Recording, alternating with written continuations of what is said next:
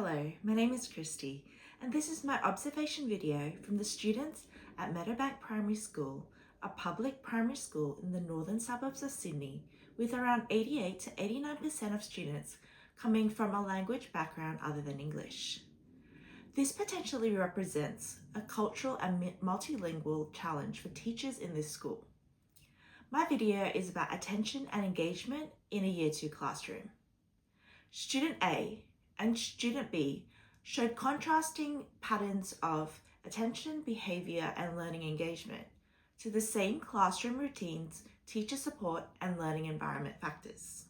Student A, I noticed he was high energy, socially confident, easily distracted, fidgeted and moved in his chair, got up without permission, called out answers, interrupted the teacher, distracted by his peers nearby and started work late than the others. Student B, from what I observed, she was quiet, well behaved, sat towards the back, tried really hard to keep up, watched the teacher closely and looked at her peers for guidance and support. She worked very slowly and carefully, paused often, and seemed confused at times, but she stayed engaged even though the task was hard.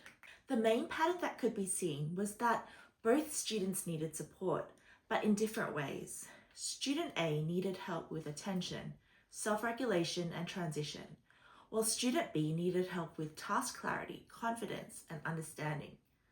An important point to note here is that disruptive behaviour does not always mean naughty, and quiet behaviour does not always mean that they are coping. This reminded me that the teachers need to look beyond surface behaviour. Bronfenbrenner is a theorist that speaks about the environment and how learners are shaped by their environment. The classroom microsystem affected both students. Student A was affected by peers nearby, noise, movement, and transitions, while Student B may have been affected by sitting at the back, difficulty seeing examples, and reluctance to ask for help.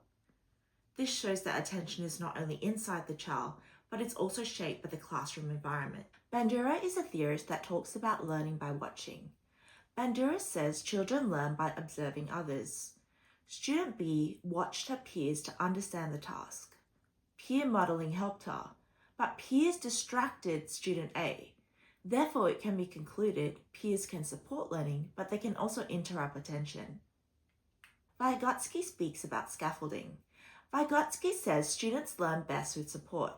The teacher supported students through short instructions, repeated steps, visual modelling, examples on the board, and walking around the room. Student A was helped by eye contact, name use, and the teacher moving closer. Student B was helped by visual examples, repeated instructions, and teacher reassurance. Behaviorism and Skinner. Praise and reinforcement can be seen in this classroom. The teacher used positive praise to reinforce expected behaviour. This helps Student A return to the task. While praise does help short-term behaviour, it needs to be balanced, because students need to find their own independence and confidence in themselves to start and complete a task.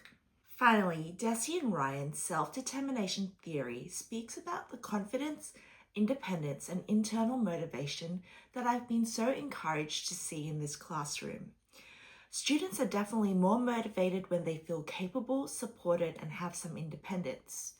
This connects to Student B because she kept trying.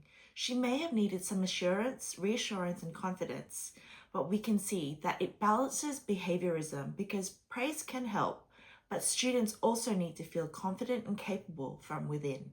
Formative assessment could be seen here as the Australian Education Research Organisation from 2021 states formative assessment means gathering and interpreting information about student learning while learning is happening. The teacher in this classroom observed who was on task, and she noticed confusion in Student B straight away, and she moved around the classroom. She adjusted support, and this is how we know that observation tells the teacher what each learner needs. Teaching strategies that have worked include the calm redirection of the teacher, short, clear instructions, visual examples, countdown cues, movement breaks, positive praise, and the teacher walking around the room, checking understanding before independent work commenced. What I would add was more one-on-one support with differentiated teaching for different engagement needs, more student-led learning, and resources for quiet students who may be struggling and those with attention difficulty. In conclusion, this observation showed me that engagement looks different for every learner. Some students need help staying focused, while others just need more understanding on the task. A strong teacher notices both the visible and quiet forms of struggle.